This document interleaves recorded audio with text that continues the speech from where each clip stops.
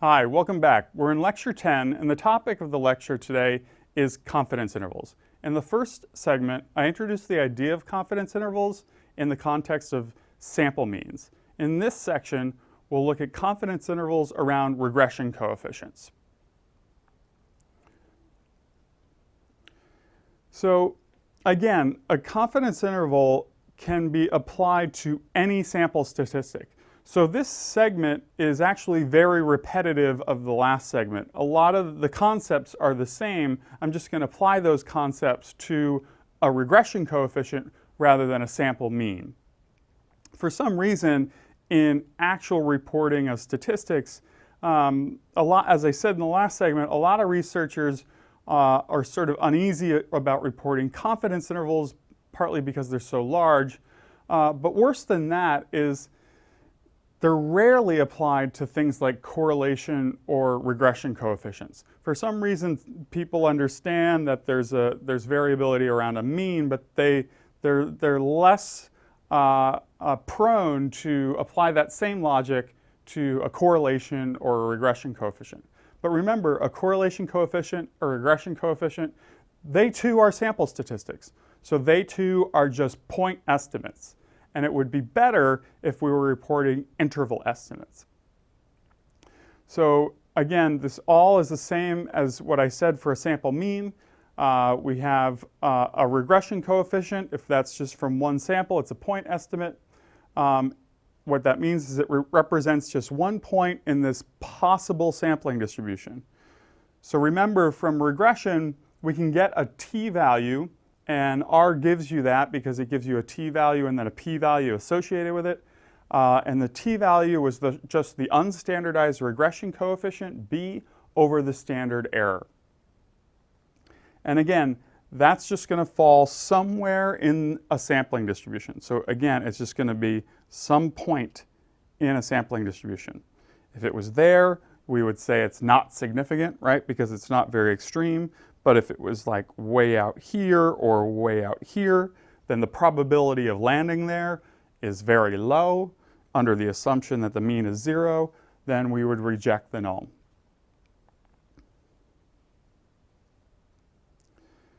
Again, this is the same as I said in the last segment. The logic here is to report a range of values rather than a single value, report an interval estimate rather than a point estimate. And again, the argument for this is the reality of sampling error.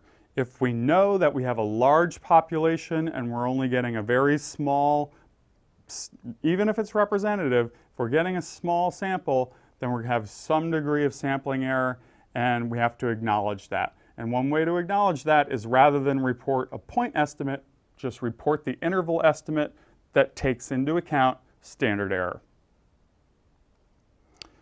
Again, this is the main point from the last segment, and it's the take-home message from the entire lecture. The confidence intervals are going to be influenced by, the width of them will be influenced by standard error, which is influenced by sample size and variance in the population. So again, let's go to back to this impact example. What I'm going to do is run a regression predicting visual memory score from verbal memory score. And I use these two variables because they showed a really nice degree of correlation, if you remember, in our overall sample. I think the correlation was in the range of like 0.4 or something. So we should get a nice prediction and a significant regression coefficient if we were doing null hypothesis significance testing. But what we can do is get an interval around that. And again, just like I did in the last segment, we'll do it for two different sample sizes so we see how the interval gets wider as we decrease the sample size. So we'll start with a sample size of 40, and here's what the regression looks like. So I'm just plotting the scatter plot with the regression line. So that's the actual slope that I got. That's the point estimate, is the blue line. That's the slope relating verbal memory to visual memory. So that's B in the regression coefficient. But that's just one number. That's a point estimate. If I want to get the confidence interval, Well, I got that out of R, and then what I did is I just plugged it into the scatter plot, and that's what you see in the shadow around the regression coefficient. So what this shows me is the possible range of regression lines that I could expect due to chance. So how this works is I could get one, let me erase that. So the regression line could be as steep as, if I start at the very bottom of this shaded area, it could be as steep as this. So that's the upper bound of the confidence interval. So that slope would be the upper bound in our confidence interval. Or it could be as shallow, if I start from here and go to here, it could be as shallow as that. Notice that that's still a positive slope. So in this shaded region, I don't have a flat line, and I don't have any negative slopes. So you can interpret from this visual, this graphic, with this regression line and this 95% confidence interval around it, you could interpret this to be a significant relationship between verbal memory and visual memory. Again, hardcore statisticians would argue you're reporting confidence intervals to get away from the idea of statistical significance and NHST. But those of us who are so prone, and it's such a habit to think, is it significant or not, would look at this and see, well, I can't get a flat regression line in there in this shadowed region. That means it's a significant effect. So that's sort of an argument against confidence intervals, is when you report them like this and you report a visual, even if you report the interval, and if 0 is not in the interval, then you can assume, or you can infer, you can infer that it's statistically significant. So even with confidence intervals, you can still sort of run into this problem of the idea of significance. But let's look at the interval and the width of this shaded region as we decrease sample size. So now again, I use the impact data, but now I just got a random sample of 20, same exact variables, same exact regression, so it's still LM, visual memory, tilde, verbal memory. And now look what it looks like.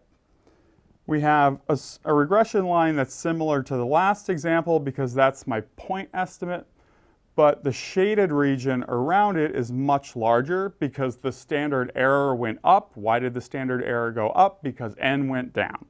So now you see that I can put a flat line in there. I could just go. So it's possible that the true population parameter for B is 0. If that's possible, then you would get a non-significant p-value if you were doing NHST. But the bigger point here is to show how wide that interval is in the scatter plot when sample size went down. The other point to take away is you really should be doing this anytime you report a scatter plot, correlation, or a regression. If you're showing a scatter plot, it's really nice to put that confidence interval, or at least a standard error, around it, again, to indicate and to acknowledge that you have just a point estimate. You have just one sample, and you have some degree of sampling error. How much sampling error? Well, that's reflected in the width of the shaded region, which is driven, again, by standard error. So it's really nice to put those in there. We'll do that in the lab, and we'll give you a script that shows you how to generate a scatter plot with this shaded region reflecting standard error or confidence interval. So again, to wrap up this segment, it's the same summary as the first segment. It's this very important point that all sample statistics, not just means, but correlation coefficients, regression coefficients, anything else you take away from one sample, they're just point estimates. And that means they just reflect one point on this idea of a sampling distribution. So the logic of confidence intervals is to report a range of values rather than just a point. So we report an interval estimate, not a point estimate. And finally, the width of the confidence interval is just going to depend on standard error. And standard error depends on sample size and variance in the population.